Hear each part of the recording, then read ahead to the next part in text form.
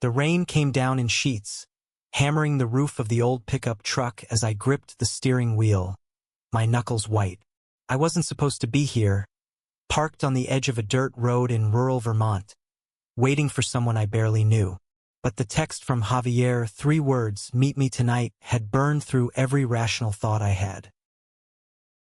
My name is Marcus Tate, 32, a high school history teacher in Burlington with a life that, until tonight, felt neatly packed into boxes. A cozy house, a stable marriage to Sarah, and a routine that kept questions at bay. Sarah was away for the weekend, visiting her sister in Boston, leaving me alone with the kind of quiet that amplifies doubts you've spent years ignoring. Her nephew, Javier Morales, 27, had been staying with us for a month, crashing in our guest room while he figured out his next move after a messy breakup in Miami. I'd barely noticed him at first, just another relative passing through, polite but distant, with dark eyes that seemed to see more than I wanted. Tonight, though, something shifted. It started with a shared beer on the porch, the kind of casual moment that shouldn't mean anything. But when Javier laughed, a low, unguarded sound that caught me off guard. My chest tightened in a way I hadn't felt since college, since the days I'd buried deep. He'd looked at me then, his gaze steady, and said, "You ever feel like you're hiding from yourself, Marcus?" I didn't answer, couldn't. But when he texted me later, asking me to meet him at this nowhere road, I didn't hesitate. The headlights caught him now, standing by the roadside, his hoodie soaked through, hair plastered to his forehead. Javier was shorter than me, wiry, with a restless energy that made him seem younger than his years. He climbed into the truck, shaking off the rain, and the air between us crackled with something unspoken. "You came," he said, his voice soft but heavy with meaning. I nodded, my throat tight, and drove us deeper into the night. We ended up at a clearing near Lake Champlain, a place I'd found years ago when I needed to escape the weight of my own thoughts. The rain had eased, leaving the air thick with the scent of wet grass and pine. Javier leaned against the truck, his silhouette sharp against the moonlight, and I felt the pull again. That dangerous, magnetic thing I'd been running from since I was 18. "Why'd you ask me here?" I finally said, my voice rougher than I meant. He turned, his eyes catching mine, and there was no pretense in them. "Because I see you, Marcus. The real you. Not the guy who plays house and pretends everything's fine." His words hit like a punch, unraveling years of careful denial. I wanted to argue, to tell him he was wrong, but my feet moved closer instead. The space between us shrank, and for the first time in years, I didn't feel like I was suffocating. We talked for hours, sitting on the tailgate, the lake stretching out before us like a secret keeper. Javier told me about his life. Growing up in Miami's Little Havana, coming out at 16, the fights with his family, the ex who broke his heart. His honesty was raw, unfiltered, and it cracked something open in me. I told him things I'd never said aloud. The college roommate I'd loved in silence, the panic attacks I hid from Sarah, the way I'd built my life like a fortress to keep those feelings out. He listened, not judging, just there, and when his hand brushed mine, I didn't pull away.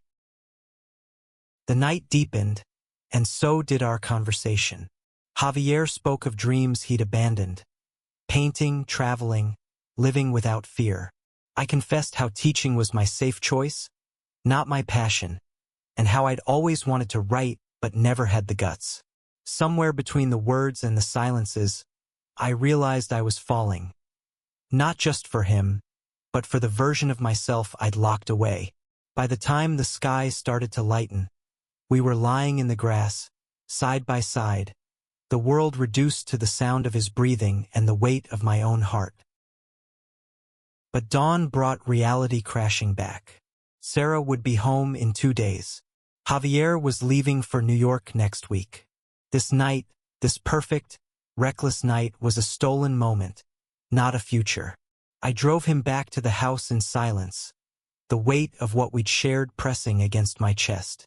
As he got out, he looked at me, his eyes searching. "This doesn't have to be the end, Marcus," he said. "But it's your choice." I didn't answer. Couldn't. But as I watched him walk away, I knew one thing. I wasn't the same man I'd been yesterday. And whatever came next, I couldn't go back to pretending. The next day, the house felt like a stranger's. Every creak of the floorboards, every glint of sunlight through the kitchen window, reminded me of Javier's voice, his touch, the way he'd looked at me like I was someone worth seeing. I stood at the sink, washing dishes I'd already cleaned, trying to scrub away the guilt that clung like damp rot. Sarah's texts came through around noon, cheerful and oblivious. "Miss you. Home tomorrow night."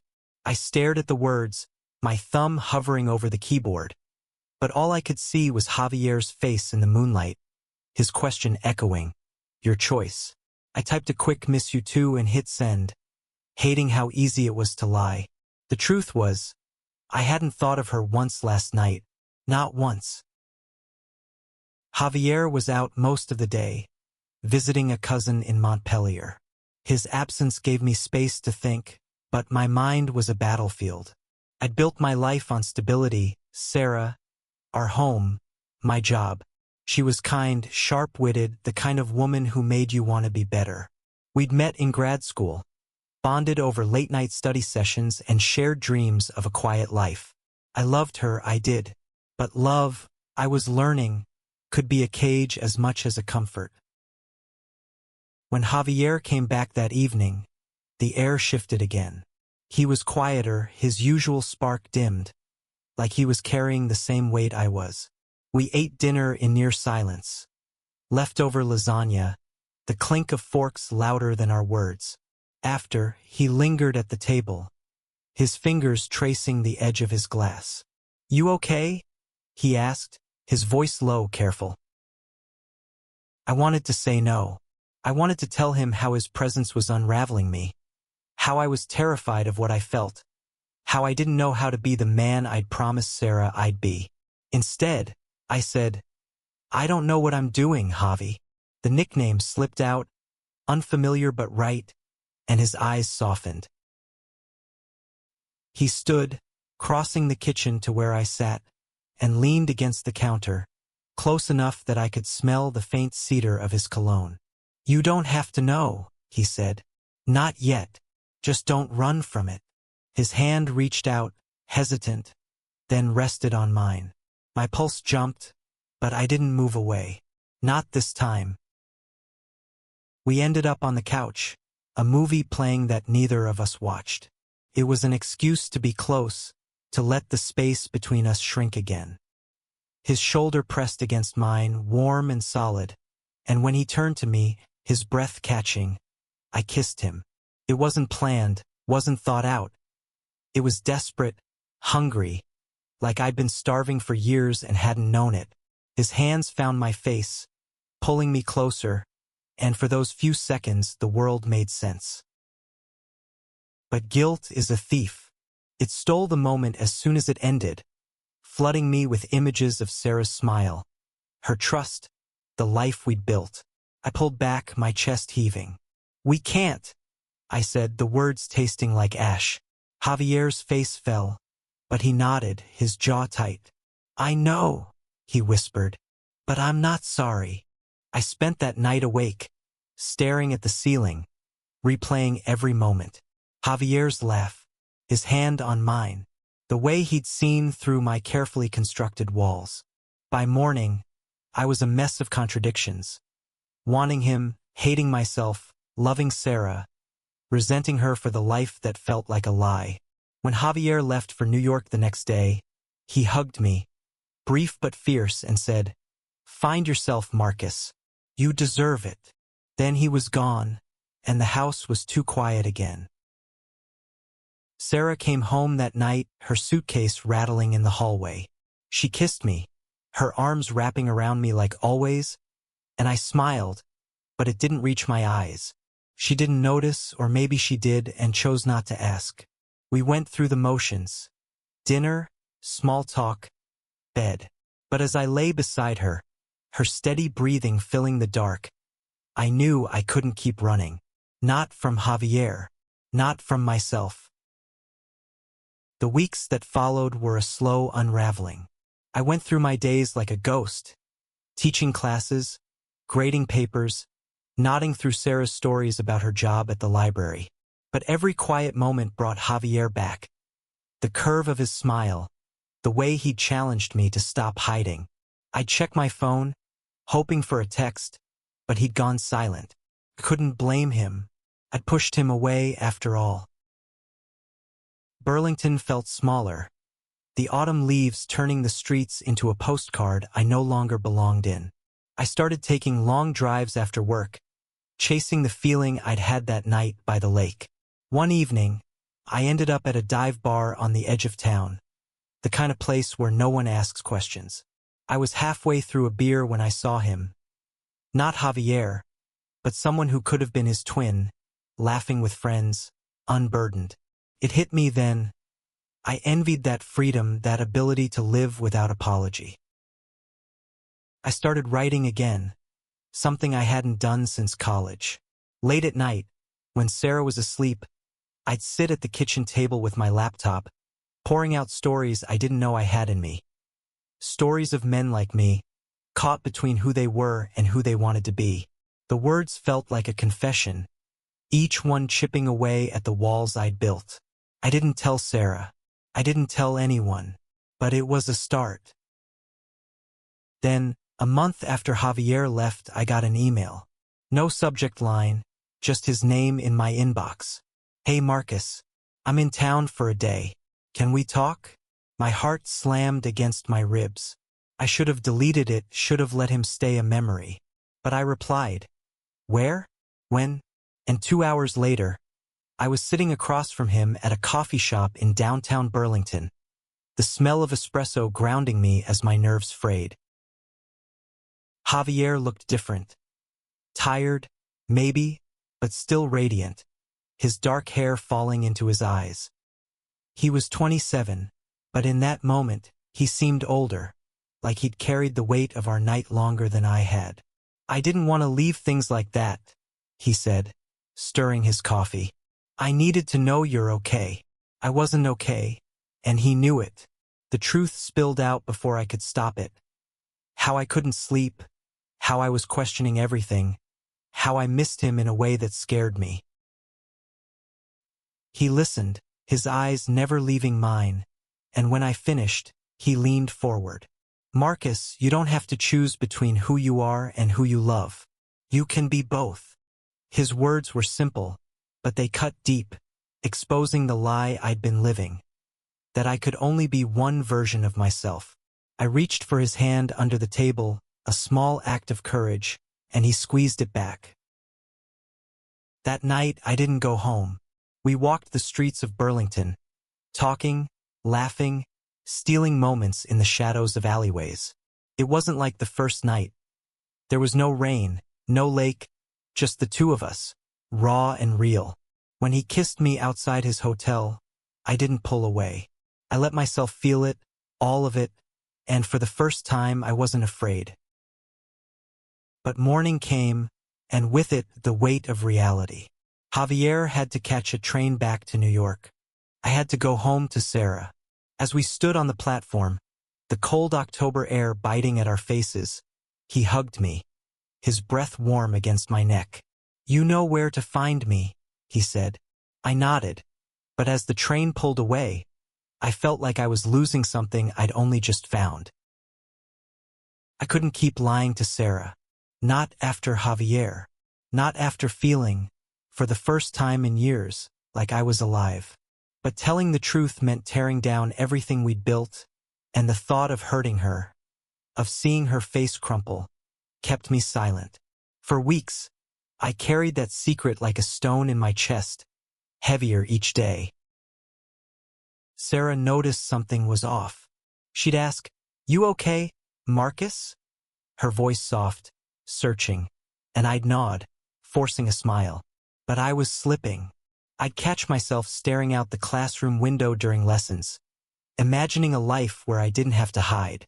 I'd check my phone for messages from Javier, who texted now and then.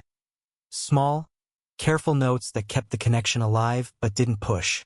Thinking of you. Hope you're writing. Each one was a lifeline and a reminder of what I stood to lose. One night, Sarah came home late from a book club, her cheeks flushed from wine and laughter. She curled up next to me on the couch, her head on my shoulder, and said, "I love this. Don't you?" The question wasn't new, but this time it broke something in me. Couldn't lie anymore. Not to her. Not to myself. "Sarah," I said, my voice shaking, "we need to talk." Her body stiffened, but she nodded, sitting up to face me. I told her everything. Not about Javier, not yet, but about the part of me I'd buried, the part that loved men, the part I'd ignored to build a life with her. I expected anger, tears, but she just listened, her eyes wide, her hands clenched in her lap. When I finished, she was quiet for a long time. "I knew," she said finally, her voice barely above a whisper. "Not the details, but I knew you were holding something back. I thought it was me." The hurt in her voice was worse than any accusation. She asked if there was someone else, and I hesitated, then nodded. I told her about Javier. Not the night by the lake, not the kiss, but that I'd felt something I couldn't ignore. She didn't cry. She just looked at me, her face a mix of pain and resignation, and said, "I need time." The next week was a blur. Sarah moved into the guest room, and we tiptoed around each other, polite but distant. I threw myself into writing, filling pages with the story of a man like me, caught between love and truth. It was therapy, a way to make sense of the chaos. I sent a draft to Javier, who replied with notes so thoughtful they made my chest ache. "You're finding your voice," he wrote. "Don't stop." I didn't know what our future held, Sarah's, mine, Javier's. But I knew I couldn't go back to the man I'd been, the one who'd chosen safety over honesty. I started seeing a therapist, a quiet woman named Dr. Ellis who specialized in identity and relationships. She didn't judge, just asked questions that forced me to face myself. "What do you want, Marcus?" she'd say, and I'd sit there, grappling with the answer. By December, Sarah and I were talking again, not about staying together, but about what we'd meant to each other. She was angry, then sad, then something closer to acceptance. "I want you to be happy," she said one night, her voice steady. "Even if it's not with me." It was the kindest thing she could have said, and the hardest to hear. Winter settled over Burlington, blanketing the city in snow and silence. Sarah moved out in January to a small apartment near the library. We didn't call it a divorce, not yet, but the paperwork was coming. She hugged me before she left, her arms tight around me, and whispered, "Be honest with yourself, Marcus. You owe yourself that." I nodded, tears stinging my eyes, and watched her drive away, the taillights fading into the snow. I was alone again, but not the same kind of alone I'd been before Javier. This time it felt like a beginning. I kept writing, my stories growing bolder, more honest. I sent them to small literary magazines, and when one got accepted, I called Javier. He whooped through the phone, his joy so pure it made me laugh for the first time in weeks. "I'm proud of you," he said, and I could hear his smile. We started talking more, texts, calls, late-night video chats that stretched into dawn. He was building a life in New York, working at an art gallery, painting again.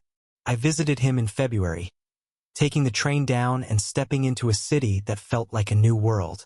He met me at Penn Station, his face lighting up when he saw me, and for 3 days we were just us, no secrets, no guilt. We walked through Central Park, ate cheap dumplings in Chinatown, kissed in the shadow of skyscrapers. It wasn't perfect, but it was real. Back in Burlington, I kept teaching, but I was different, more open, more present. My students noticed, one even saying, "You seem happier, Mr. Tate."